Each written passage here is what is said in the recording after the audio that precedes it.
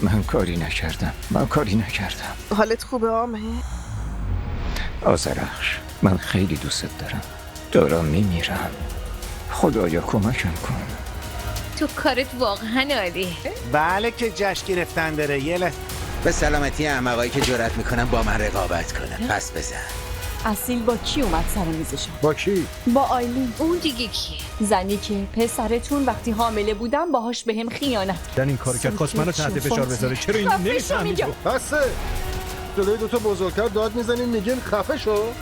فرتون نمی کنم، اما فرکانم یه جوری نجات میدم. فاتح، دلم برات تنگ شده بود.